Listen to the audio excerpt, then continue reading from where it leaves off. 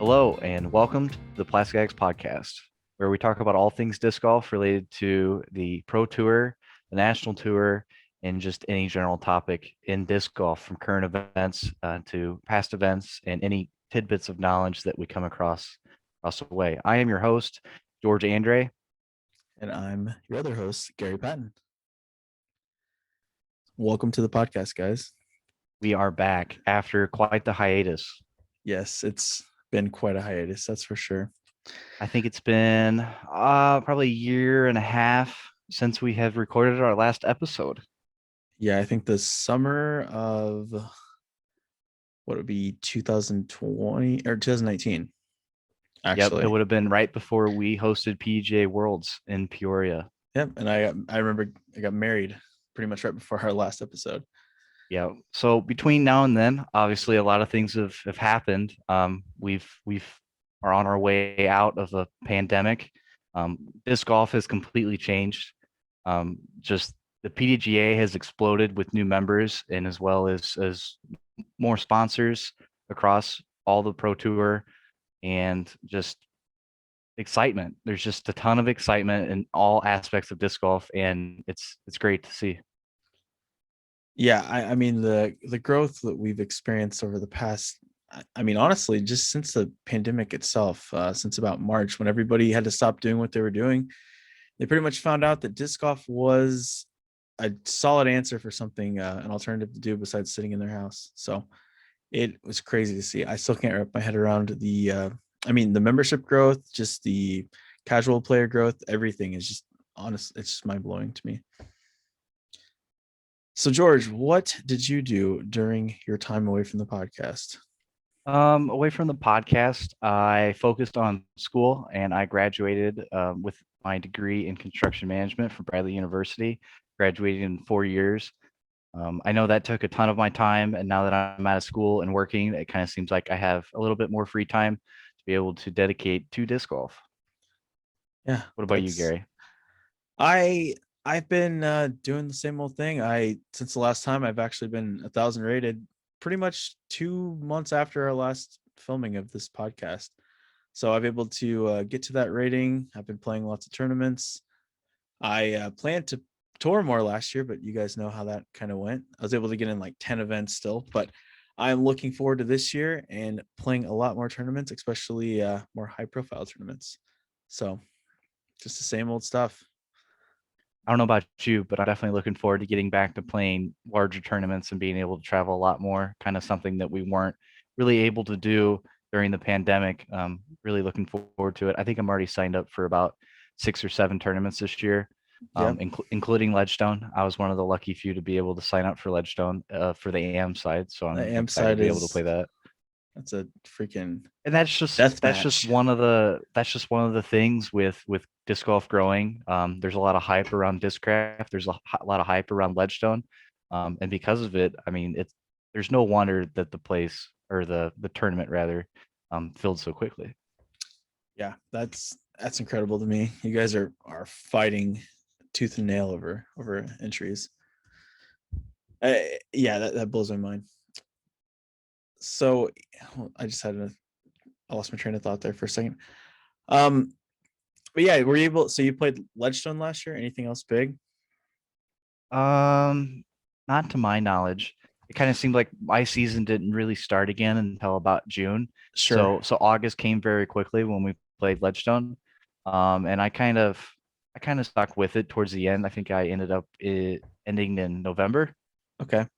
So I So haven't I'm really played a sanctioned event since. So now it is March the 4th as we're recording, and probably going okay. to come out here in the next couple days. But Yeah. yeah, lot of sanctioned events to be played, and it's been a while. So a quick thing, what was your take on how do you feel tournaments last year? Like, what was the vibe kind of in your mind? Did you like the feel of them being more almost quiet in a sense? I know we have different perspectives because even if I'm not having people actually watch my card, there's usually spectators in the area watching other pro cards like the top cards and things like that. Did you feel any kind of change with tournaments last year, or was it just kind of business as usual? In terms of just how tournaments ran, obviously it was the less contact you can have between TDs and players, the Sure. better. A lot of online players meetings. For the AM side, obviously we don't have a ton of spectators, hardly ever. I know there's a lot of times where my dad was still able to caddy for me even during COVID, which is also cool. But beyond that, I mean, it kind of seems like a lot of tournaments were a lot more low key. There wasn't a ton of press coverage. Seemed like the big events weren't really able to be ran a lot of the times because park districts, cities just weren't allowing events of any size. So I'd say any events over 100 plus people, it just didn't run. Or there was just a ton of flex events. You know, Yeah, you there you were there were a ton. your division would start at 8 a.m. in the morning, and you may not hit the course until noon or one, and conditions have completely changed. So that was kind of a hurdle. I don't know if you experienced that much.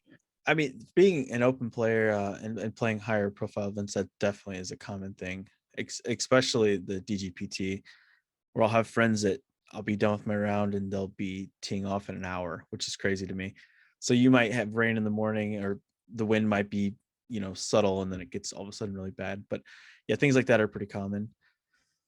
Um, Trying to think if there's anything else to recap before we jump into the main scheduled programming. We a special league that we joined, Oh yes. fantasy disc golf league, that our buddy Ethan down in Decatur put together. There's just a small group of us. He kind of set it up on Google Sheets and just kind of random. We kind of got together and did a little draft, and it was an auction draft, which was kind of interesting. I had never really done one before, but it was kind of wild just kind of see who wants who on their team, and kind of take disc golf to another level with fantasy. I know fantasy was something that you and I have done for a while. We've got our own fantasy football leagues that we do together. I know you're in my disc golf fantasy football league. Yep. Pretty cool. I got Kevin Jones, James Conrad, um, Kayla Visca, and you managed to get the big fish himself. I paid. I paid for Paid a the lot. quality. Am I gonna regret it? Hot take coming in a second. No, it's not We really a hot take. will see. I'm excited. We might give you updates if that's something more that you guys want to hear from us. Let us know. Currently Um, in last place, if that matters. I think I'm second to last, Oh my just gosh. just because of the way Las Vegas shaked out, and we will cover that. So Yeah, and that's I guess my last things. The last things I can think of is I got a dog and I had COVID, and that is a complete update. But I'm okay. Obviously, I'm right here. So, with all that being said, let's hop into Vegas. A little recap here and give you our thoughts. So, what is your? How about we do this? What is your one takeaway? Give me one thing from Vegas that you took away. the top pros have not skipped a beat. You saw all the way through, a lot of the top pros that you saw, top five. I mean, your Eagles, your Calvins, your Rickies, your Pauls, were at the top for the majority of the tournament, and that was kind of something that you would kind of expect, especially on an open course. A lot of the big bomber throwers, that had the arms, that have experience, it showed through. Absolutely, it did. And my big takeaway was Ezra. Ezra Aiderhold. I'll say that correctly now because Nate Doss said it about 5 million times correctly to reassure that his name was not Adderhold. So Ezra surprised me because he finally picked a disc golf company. He actually signed a contract. I don't know what it was. He's not on the Paul Macbeth money. We'll get to in a little bit as well, but he got some type of compensation, signed a contract he was happy with. He's 10-16 rated. He was making roars last year, and then he comes out and he takes second place, which is his highest finish ever at a DGPT. He was even winning it after 2 rounds, shot a nearly 1100 rounds. So that's fantastic. And that is what stuck out to me in this tournament. And the thing about Ezra is he was just throwing some massive shots. It kind of seemed like Yeah. he already has placed himself in that upper echelon of throwers. He can get all the distance he needs to be able to give himself some eagle opportunities and some easy tap in birdies, just Yep. because he can bite off a large piece of distance right off the tee. Yeah. My only complaint I have what round? It would have been round 3, I believe, after the first time he played the end of a course and shot, nearly perfect. Wait, yeah, the round after he shot his 1100 right around. Uh, he fell off that lead card for the final round, and he had a drive on 16 that was just ridiculous. Like, he essentially went out of bounds, like next to himself or behind himself. You just wouldn't expect that. Granted, that's a little thing in the grand scheme of things. He still got himself into second place, so it didn't matter that much. But it would have been cool him getting a chance to be on, Jomez and lead card for the final round as well. What's your thoughts? I know we had kind of talked about it before the podcast, but 3 different courses that the pros had to play over 4 rounds. Put yourself there. How are you feeling about that? I know we've heard some complaints in the past of a lot of 4 round events. Having 2 courses is kind of something the pros really like. Um, Sure. here we have an extra course, a third course. What would how hard would that be to be able to prepare yourself on a temp course like Las Well, Vegas? okay. For these touring pros, the people that live their life on the road, make all of their money disc golfing. I don't think it's that big of a deal, especially with the course style that you get in Vegas, where everything is sort of cut and dry. You have a little bit of undulations you're dealing with, very little woods, and the lines are mainly wide open. And I mean, the hardest part would be learning the bunker plays, most of them being hazard, but just little things like that. Overall, though, it shouldn't be an issue. I personally wouldn't think so. At least, if I was on the road like that and I had the whole week to practice. Now, coming from my perspective, I will play tournaments and I'll typically give myself one full practice day, and then that'll be that. So when I'm playing a course, if there's only one turn or not one tournament, I'm sorry, when there's only one course and like a 4-day tournament, that's perfect for me because I kind of get my couple practice rounds in, relax, I'll do some putting, and then I'll be able to adapt pretty easily. Where if I had 3 courses, I would have to, spend an extra day on lodging and things like that just to get a practice run and learn. So that's the way I look at it. I would prefer 1 or 2 courses personally. Yeah. How did you watch the coverage? Did you watch the majority of it live, or did you watch post production, or kind of how did you watch it? Because I know I did a little bit of a mixture. I did a mixture, but I'm really weird about this. I enjoy the live aspect of disc golf, and I like things to be in the moment. So I'm the weirdo that waits for it to be wait for the video to process, which I hate, by the way. If they just use YouTube or something, you could instantly have it processed where I could watch it right after. But Mhm. I don't like that aspect. But um, looking over that, I usually would try to catch the coverage before it turns off, rewind it, and then watch it like that. But if I miss something and I'm somehow living under a rock, which rarely happens, stay off social media. So in that situation, I'll get on the next day. But any other way, I would rather watch it live on Disc Golf Network. Yeah, the first 2 rounds I had watched live off and on, but the last two I had pretty much just relied on post production. I watched all 4 of the Jomas Pro videos, and I'll probably go back and watch the rest. But I was kind of really focused on the lead card the entire time because it kind of seemed like, as always, the top pros tend to distance themselves after the first couple rounds. Yeah. Um, and obviously with Ezra, that we got a new top player that kind of inserts himself in that list of individuals. Um, one thing that I was kind of interested in is the fact that they're kind of doing the press conferences for all the Disc Golf Pro Tour events before the first round, so you Yep. can kind of see like setting the stage for the event. Like round one, what are you thinking? Like, how are the courses set up? And it's really great to see, just kind of giving each of the top pros a platform to be able to speak their mind, to be able to give those interviews. I know we haven't necessarily always had that in the past. Um, One thing that kind of came to mind whenever I was watching those press conferences is Paul Macbeth was talking about, there has to what word kind of depicts his feeling of restarting the disc golf season. Getting through COVID, obviously, Worlds was canceled. A lot of other big events weren't able to go through. And this is kind of, the restart. We're kind of getting back on track. And his answer was fresh. It feels fresh. He's worked tirelessly, and he's continued to put hours and hours into disc golf. And it's really cool to see, just kind of kind of a reset. He kind of hit the reset button along with a lot of the other disc golfers, and now it's kind of a fresh feeling. We're back. Disc golf's back. I don't know about you, but this winter kind of felt a lot longer, especially in the Midwest and in Illinois. We got a lot of snow, and then all of a sudden, boom, Sure. we're back in disc golf. So I agree. I agree with Paul. Feels fresh. I'm Yeah. excited. I mean, we went from negative 15-degree temperatures 2 weeks ago. Well, 2 weeks from last weekend, and then we ended up with 60-degree weather this week. So absolute crazy swing. All right. So some other takeaways from here that I was impressed with.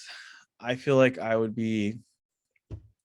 just absolutely wrong not to at least touch on the fact that Brody Smith shot a 1036, 1033, 1022, and 1006 rated rounds. That man is going to be rated over 1,000. So good come up for him. And I think he's finally impressing people and kind of figuring it out. I still don't know how I feel about the situation, but you can't deny the fact that he is great for the sport. And he's obviously proving that he can play pretty well too. I mean, there's no lie that Brody is a main reason of disc golf growing. He's got such a massive following, larger following than Paul, larger following than Simon, larger following than Ricky. Um, so obviously he brings a lot of eyes, he brings a lot of interest to disc golf, and no matter your thoughts on Brody, whether if you like him or not, he's doing good things for the sport overall. Absolutely. And honestly, finishing around him, shout out to Raven Newsom, MVP teammate of mine, who's just starting to shred. He's been shredding for the last year. So good on him. And then let's go ahead and talk about I guess while we're talking about MVP just a touch, we all know that James Conrad made a gigantic switch to MVP that caused a lot of waves. He had a very solid tournament, shooting 1063, 1041, 1054, and 1013. So if he wouldn't have fallen off the last round, I mean, he's right in the mix. Mhm. Well, I want to say in the mix, but the top was a bit sparse. We'll get there in a second. So good on him for learning his plastic. Not quite a type 10, but I mean, pretty much 11th place is solid. So then we have the fantasy disc golf pick, $42 auction by Paul Macbeth, who definitely fell off a bit in the end. Now, were you worried, or not were you, I guess, are you worried at all about his performance down the stretch? Did you see anything that shocked you or like I said, caused you to worry? Or do you think he's just kind of figuring it out for the year? I think overall, I'm not too worried about Paul. Obviously, we've seen some issues in the past, whether it's injury or just there was that time where Ricky just seemed like anything inside of 60 feet, he was going to hit the pole, and there was no question about it. Um, so obviously, we saw Eagle do something very similar in that way. I think the one thing that was kind of worrying me per se about Paul is just kind of down the stretch. It kind of seemed like he didn't have any confidence in his putting.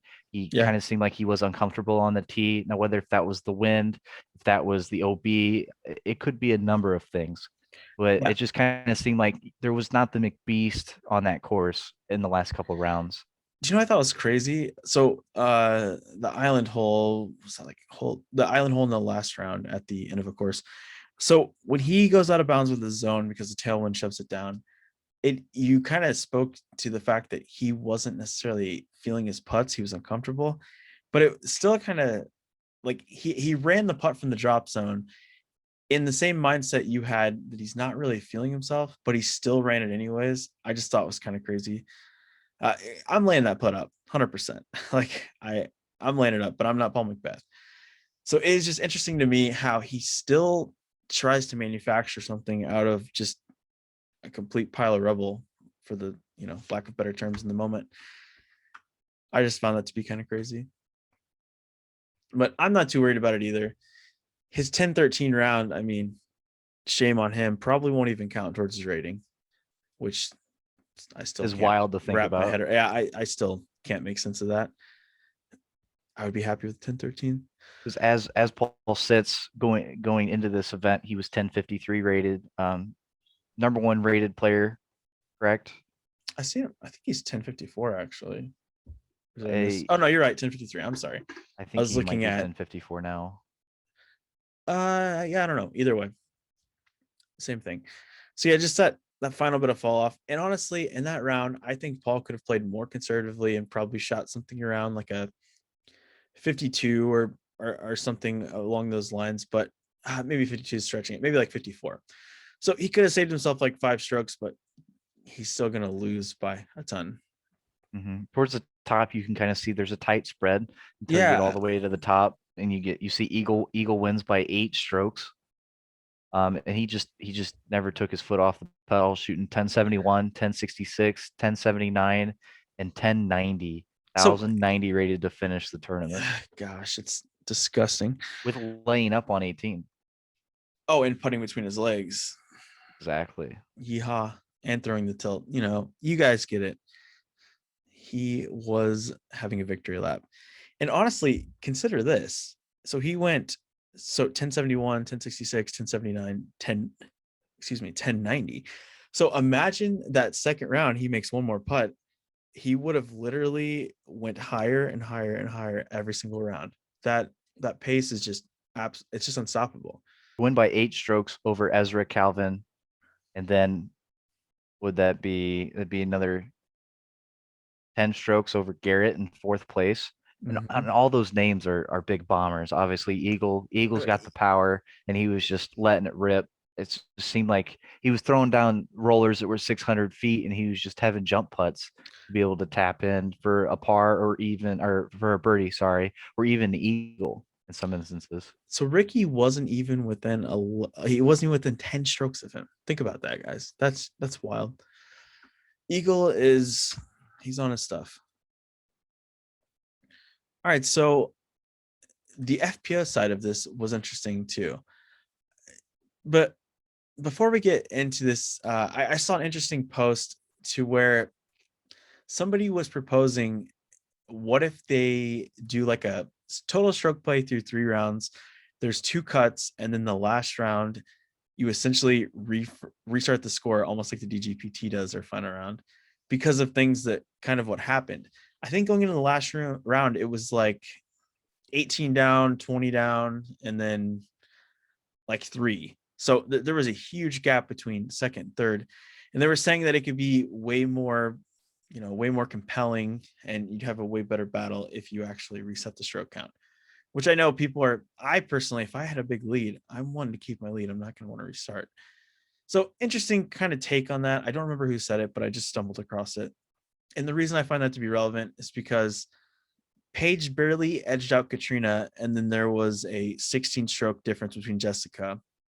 And that was from second to third. So be 17 strokes just from first to third. Just a huge difference. And Paige and Katrina are just kind of in a league of their own. Always, they have been for a number of Yeah. years now. And another thing, like the MPO or the MPO for MPO rather, you're not gonna see that. I mean, you honestly don't know who's gonna win between maybe like 10 to 12 people, which is cool. And on any given week, you'll have your scrappy hero disc golfers that kind of come up and they'll be in contention as well. And that's no disrespect to anyone else. It's just it's just how it's been. You'll occasionally in FPO you'll have Sarah come out, Haley will come out. Kona just won the All-Star weekend. Rebecca Cox can play solid as well. I mean, you're never surprised. Sorry, Lisa Fakis even has won events. Jennifer Allen in all recently. Holly Finley. It's not unheard of for her to play really well and take down an event as well.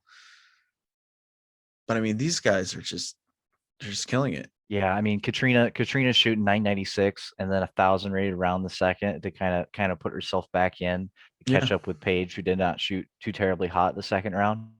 And just continually shooting solid. I mean, So Katrina's lowest round was 969 and mhm. Paige's lowest round was 948 in the second round. Everything else was over 970. Wrap your head around the fact that Paige shot a 1031 first rated round in FPO, and she barely won the tournament. Right. That's disgusting. There's quite a few 1,000 rated rounds thrown by some of the women. Yeah, Owen had one, I see, in round 2. So Then I mean we that's always great. I know that there's always a question of can Paige get to 1,000 rated as she sits at 991 before this event. I think short answer is yes, but you're seeing that she's not the only one that's going to have a chance to really boost her rating this year. A lot of the women are shooting some very hot rounds, even though obviously Paige and Katrina are, you know, putting themselves in a league of their own per se. A lot of the other FPO players are shooting similar rounds, just not consistently. So as I quickly look here, it looks like Katrina is actually going to receive a rating bump from this. It looks like Paige is right around her rating or so.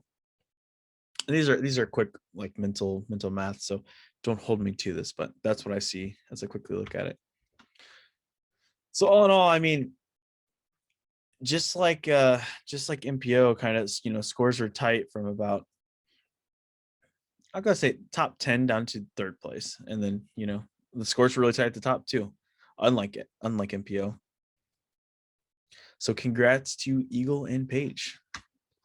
Eagle throwing that tilt upside down on the last hole for the victory lap was just kind of the icing on the cake for me watching it. I kind of figured he would do something like that, but that was kind of like the whoa, like he won by that many strokes.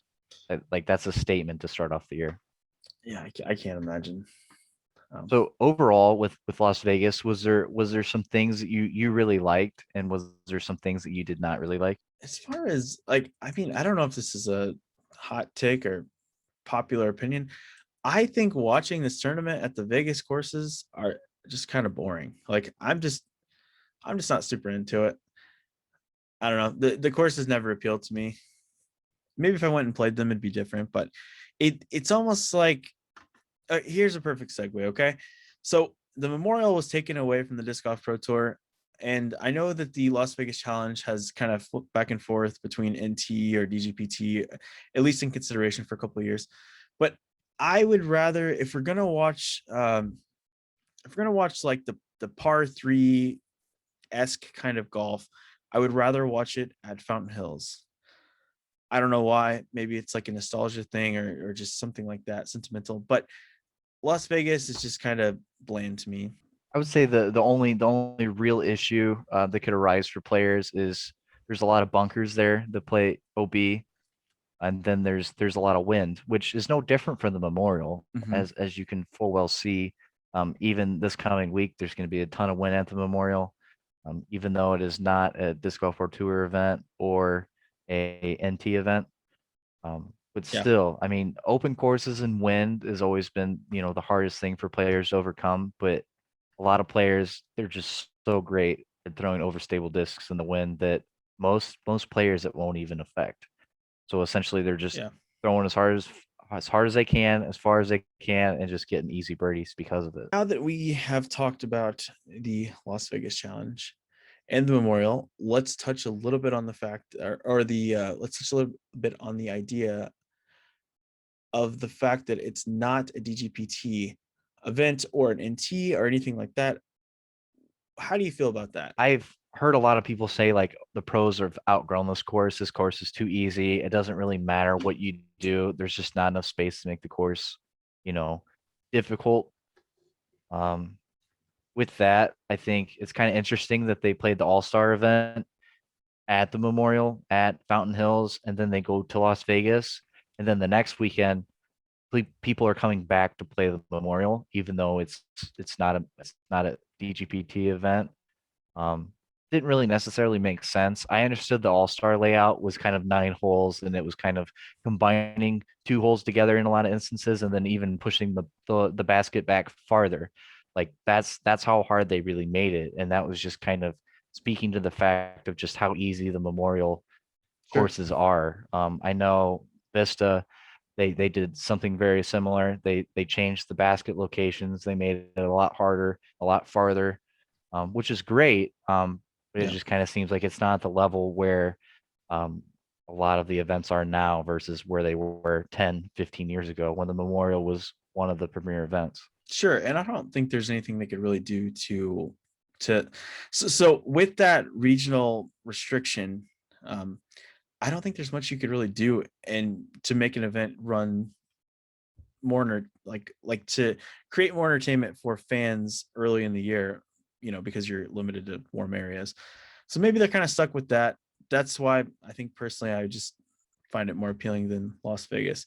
And I didn't even think about the fact that the All-Star event was ran, I knew it was, ran there obviously, but I didn't even think about the fact that they had it there, but they kind of cut ties with it at the same time. It just didn't really. Yeah, when I first saw the report, the Memorial was not going to be part of the Disc Golf Pro Tour or any part of the national tour, I was just kind of like, okay, like this event has been a staple at the beginning of the season for Yeah.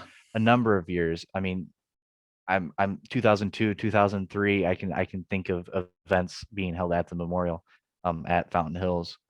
I Has it really I been don't that know. long? I didn't even know it was part of the NTs and stuff back then. I'm pretty sure. I don't know if it was part of the NT, but I do know there was Oh, big okay. events being ran there. I think when I saw the first report saying like, the memorial's not going to happen, that I was kind of like, okay, like the memorial's done. Like there's nothing else for it to Yeah. do. But even you look coming up now this coming weekend, um, the memorial's still happening. There's still top touring pros that are going to it, even though it doesn't count for Disc Yeah. Golf Pro Tour series points. It doesn't do anything for the national tour. It's not a major. It's just another big event in the region. Yeah. $20,000 out of cash doesn't hurt either. No, no, it's gonna get people to go to it for sure. Yep. Yep. Yep. Speaking of the memorial, I kind of saw this quick thing I wanted to touch on. This is an article I found back from 2013 by the one and only Chuck Kennedy, Mr. Ratings himself. I went to get a picture just to make George laugh as my background of the fountain. And I noticed that it was attached to a nice article talking about the fact that why the heck do we see so many 1100 rounds at the memorial? And it even went on to say that 9 out of the last 18 at the time, so it would be since 2010 to 13, so a 3-year stand, there were 18 1100 rounds shot in sanctioned events, and that 11 of them were shot at either Vista or Fountain Hills. So I found it to be very interesting that so many high rated rounds were shot there, especially when it's a deuce or die course. And Paul has the record there, the 1132. I don't remember if that was 18 down. I feel like it was 17 down. Do you It was remember? 17 down. It wasn't Okay, 18 down. so yeah, that's 17 down to shoot 1132. So just by some quick math, you're having to shoot like 14 down to get to 1100 rated out there. And people are really good at it. And the same with Vista. I'm not as familiar with Vista and what rounds actually rate 1100 out there, but it's kind of cool that this event rates so high. Whether that be it's normally the first event, people are coming out, the average ratings are kind of lower. So when you shred it reflects more on that the field is playing worse, or if it's the fact that you take risks, you get rewarded, you stay, you're staying clean, and you're just getting a super high rated round. So I just found that kind of interesting. And it's always, man, 1100 rounds are just amazing to watch. I've Oh yeah, never. absolutely. Like you said, whenever we were trying to set up for the podcast, you're like, was there any 1100 rated round shot at Las Vegas? Yeah, I mean, it's just a special thing. I actually almost own an 1100 round, but I will not call it. It's back when stroke and distance was still a thing. I had an unofficial 1094, and that rule, guys, being taken out is amazing for the sport because it should not count. Speaking of 1100 rated rounds, Ezra's round was originally 1100 rated on the dot when all the scores came in, and then ratings updated after the event, and he went down to 1099. They're not official yet. They're not official yet. Hold on to your hope. Nope, I read earlier. It's the good old scores are submitted, but ratings await to, or some ratings are not official. They're waiting to be official. Okay, so back onto the memorial topic or track here. Barella had, you know what? I said a 14 down would be 1100. So it looks like you actually need about 15 down. Because yeah, you'll need 15 down to be 1100 on the dot today. I'm not sure about wind condition, but I see that Barella and Klein came out with negative 13s, which is a 43 out there. Those rated 1080. And then Paul Ulibarri and the less talked about champ, Greg Barsby, is People's running out. champ. Yeah, the people's champ. Greg's awesome. That's a solid card. I saw the funny fake PDGA post a thing that said, I don't want to butcher this, the name or the ages they said, but they were talking about the ages of everyone on the lead card, and I believe it said Anthony Barella 14, Kyle Klein 11, Paul Hewleyberry 41, and Greg Barsby 42. I know that's a joke, obviously, but I got a really good laugh out of that. Two tour veterans and then two very very young guns on that card. Be cool to watch. Yeah, and it tied for fourth. We have our boy Gavin Rathbun, Adam Hammis, and Thomas Gilbert. Gavin from Illinois, good to see him doing good things. Thomas Gilbert with a new sponsor must have figured him out pretty easily. Or Fountain Hills is just a Heiser Fest.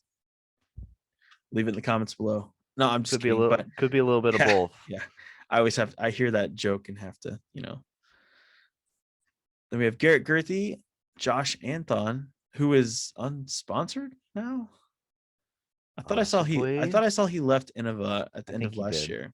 I think he did. And then after that, we have some more solid players. Kale. I don't really know Alex Lyon, but he's 1,000 rated. I've never heard of Cade either.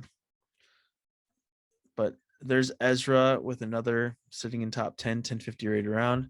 Steve Brenster. It's cool to see him travel. And then down in 14th, Danny Beauchamp. Yep, Team Plastic Addicts zone. He's at the end of the year, he was hot, winning a lot of events, which is awesome to see from Danny. Yeah. Surely he's going to keep that up. I know that he's going to hit a lot of the tour stops this year. So hopefully he's going to get his name out there a ton. I know he just picked up a sponsorship from Prodigy. We're super excited for him to be able to represent the shop and then also be able to represent a new manufacturer sponsor. Absolutely. And Danny's stuck dead in the middle of an MVP sandwich. He has Dan Brooks Wells, Sias Elmore, and Jordan Castro all tied with him. You know the name we didn't talk about inside with him? That's Mr. 1132 himself, Paul Macbeth, who, mere I say, only shot a 47, 1040 rated round today. I would love to explain to you and tell you what happened. Actually, I can tell you what happened. I can look at the PDGA hole by hole scoring, but I don't know yet. What the heck happened? This is stomping ground. I did not expect that out of him. Yeah, I think of the Memorial and I think of Paul and I think about his battle coming down to the final jump putt against him and Big Germ. Yeah, that was, amazing moment. There's been so many amazing moments at this tournament. I mean, when you said that, I instantly thought about the year where Will Shoestrick forgot to total his scores and they had to go to a playoff with Paul. I mean, I don't know. This tournament's just full of just craziness to me. Full of disc golf drama to start off the year, always. Yeah, I don't know if it was windy or not. I'm just looking at his scores. I'm surprised by many of these. I mean, not birdieing one is whatever, but to not birdie 17, 18 or 16, 17, 18, that's crazy to me. He didn't get or actually bogeyed hole 9. I guess he's probably playing pretty aggressive. I don't know. We'll have to see the round. I have no idea who Terry Miller filmed today, but I have a feeling it could have been Paul. I mean, I'm very interested to see. So then beyond the Memorial, do you want to tackle Waco? I know we got a little bit of time before Waco happens. Memorial's happening right now. What's your thoughts? Should we tease it and preview it for next episode, or should we just go ahead and talk about it? Let's cover just a little bit of FPO here. The Memorial. Some interesting stuff at the top there. I feel like I should let you say Valerie's last name because I will butcher it. Are you familiar? Mandojano? Yes. She came out with a 991 rated round, so almost another 1,000 rated round there. And I see Haley King and Owen is playing well again. And what do you think here for the fact that Paige nor Katrina are in this field? I feel like with this event, obviously, like we said, there's no points. The only thing you'd really be chasing would be an event to play on your way to Waco, and then also the added cash is kind of the way I would look at it if I was a traveling FPO player. Sure. Odds are you would probably just want to get straight to Waco if possible and just practice that, take a week off, and just be able to really focus on the next Disc Golf Pro Tour event. That's the way I would take it. Unless I really wanted to go play the Memorial, if I really love the course and it's super nostalgic for me, I would totally go play it. But I think the smart play, and I feel like a lot of the pros we're also taking is just heading straight to Texas. That makes sense. I guess the only thing I'm thinking in my head, if I'm conveniently traveling and I already know courses pretty well, I wouldn't have to practice as much. So I feel like it could be, I could rest up a little bit and play a tournament. I mean, they're gonna get some good cash out of it if you play, but teach their own. They have their eyes set on bigger prizes. I'm just surprised not to see them in that big added cash field. And then the last shout out from the memorial currently is shout out to Steve Rico for having a narrow one stroke lead. And what do they call that now? Pro master, like they used to call it MP40. Who knows what they call it now? But yeah, shout out to him. All right. So you said they're going to Waco next, correct? Yep, Waco, Texas. Okay. The Waco Annual Charity Open. Also, the acronym is Waco. It's always Very- fun. I always enjoyed that. It's very good detective work there. We are going to have pretty much everybody at this tournament. I saw, thanks to our fantasy disc golf league, I know this, that Matt Orm will be playing this event for his first one of the year. Mattio. Yeah. Johnny McRae. Haven't seen him signed up for anything. We have Joel Freeman. Those are new names. Bradley Williams. That's a new name. Feldberg. Yep. I was just looking at that as well. I didn't think I seen him yet this year. Chandler Fry, another one. I drafted him. He let me down for not showing up to Las Vegas. Thank you, Chandler. That's why we have bench spots. It is. I'm not seeing too many crazy different names I haven't seen before. Pretty much everyone is playing this event. This has kind of been a wild card in the past where you've had Conrad winning, you've had Coling winning, you've had Colton Montgomery won last year. Colton Montgomery, yeah, it's the most recent winner. So get excited, guys. We might be up to some crazy stirring in this disc golf winner pot here. And who knows if one of them doesn't get hot, Eagle, Ricky, Paul, and they win by 10 strokes. But let's hope that doesn't happen. Let's hope for a nice competitive finish this time. Because let's be honest, unless you're just big on Discmania or Eagle, you didn't want to see that finish. Yeah, no, I agree. I think everyone wanted to see that tilt throw, but then beyond that, you always like to see a tight battle at the end. Absolutely. If I'm not playing it at the top, then I want to see some crazy battle. So super early picks. Who do you like? You think Paul will come back? Do you think Ricky's going to be able to come back from his food poisoning? Oh, Chris Dickerson is playing the Memorial. We kind of missed that part. Okay, last thing you just said. I'm sorry. Ricky Wysocki coming back from food poisoning. Do you think? I did not know he's going to come back from food poisoning? Yeah, he had to pull out of the Memorial. That stinks. I did not know that. I think he will be fine. That's like a 24, 48 hour kind of deal. Right. I really think Ricky will play well. Yes. I'm gonna lock in Ricky at like a top 3 this tournament. That's a good pick. That's always a good safe pick. I think for me, I would think that you would see Robot Chicken, Chris Dickerson up at the top possibly, and I also would say that Calvin is kind of chomping at the bit. Calvin, the smart guy he is, did change his location from Tampa Bay to Tampa Bay in honor of Tom Brady winning his new ring down in Tampa. So that's cool. I would pick my super early pick is Calvin. Okay, I like that. I feel like in my mind, I think Dickerson is a solid top 5 pick. I would say I like Heimberg in the top 5 as well. I'm just worried because I have Eagle and Paul also to deal with in that same regard. And in these skids, I've seen Paul, he's either going to win the tournament like handily, or he's going to get like 12th place. Because if history repeats itself, that's kind of what happens. He kind of goes out swinging in a way. So I don't feel comfortable with Paul, even though I'm definitely starting him in my fantasy disc golf league. I'm just unsure. Like I said, I totally believe he could just dominate, and I also totally believe he could not get in his own head, but almost he just pressured himself too much, and end up just making weird mistakes. So looking down at FPO, obviously we got the same amount of women playing roughly. It seems like there's only 30 FPO signed up, but Mm-hmm. it's a lot of the big names: Paige, Katrina, Haley, Missy, Valerie. Everyone's there. So I mean, do you think it's going to be a two-horse race again between Katrina and Paige, or how well do you I think this don't. course sets up for them? I okay. Here's the narrative I see. Paige Pierce, not necessarily hometown, but like comfortable, pretty much hometown vibe for her.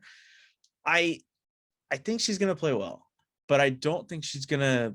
It's going to be like the previous tournament. I think Sarah Holcomb is going to hang in this tournament. It fits her throwing style. You pretty much have three, no, maybe a little more than that. I'm trying to think of like how much distance really, factors in. There's some tight wooded holes mixed in to the course, unlike what we're seeing in Vegas slash, Fountain Hills and Vista. Whether that be, the wind's more of a factor or just the fact that the lines are tighter, I think Hmm. Sarah is going to benefit a lot more off of forehand here than she would actually out in the open air type courses.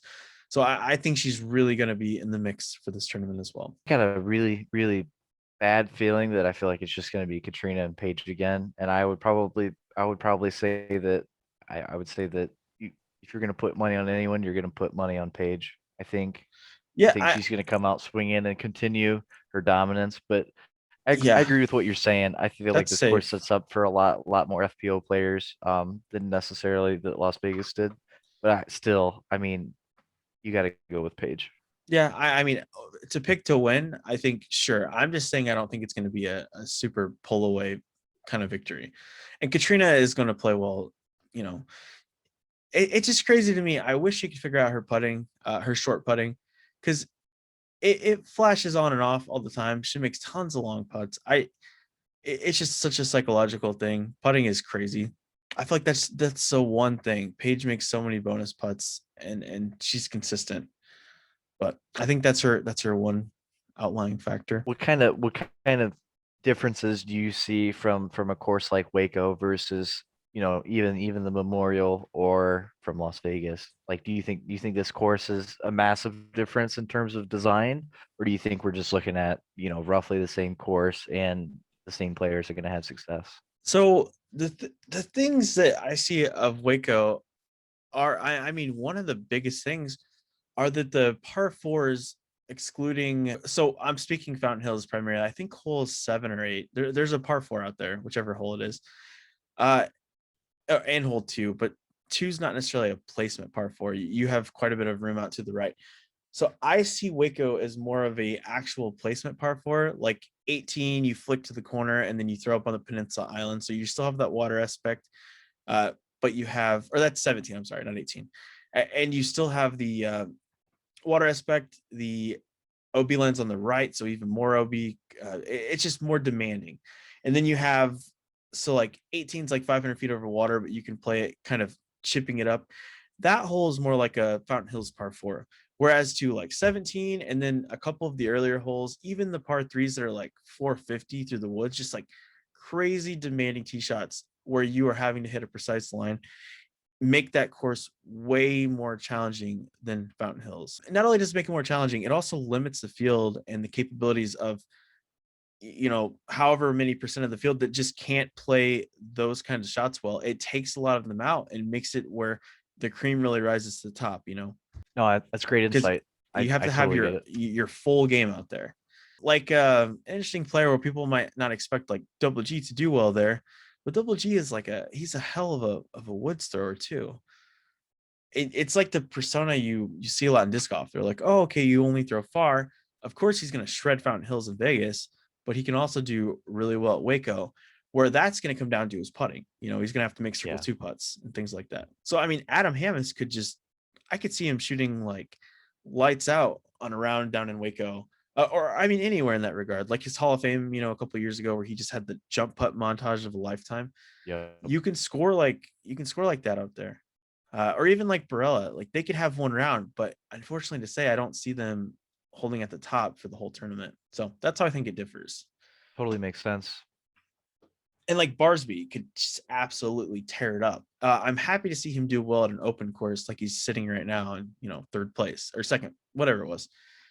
It's good to see stuff like that. That's pretty much our wrap up on Waco. I mean, it's going to be nice to finally get the coverage back, which I thought there was supposed to be coverage for sure of the memorial this year, meaning live coverage. I heard a press conference from Keith Murray, I thought last year, where he's like, don't worry, we'll for sure have live. And yeah, I don't know. I'm surprised there's not, especially with that much money floating around the tournament. Yep, for sure. I would definitely have liked to watch it live. But Yeah. if there's any post production, I'll be waiting for it. There I'll will definitely- be Terry Miller for sure. Terry Bear. Awesome.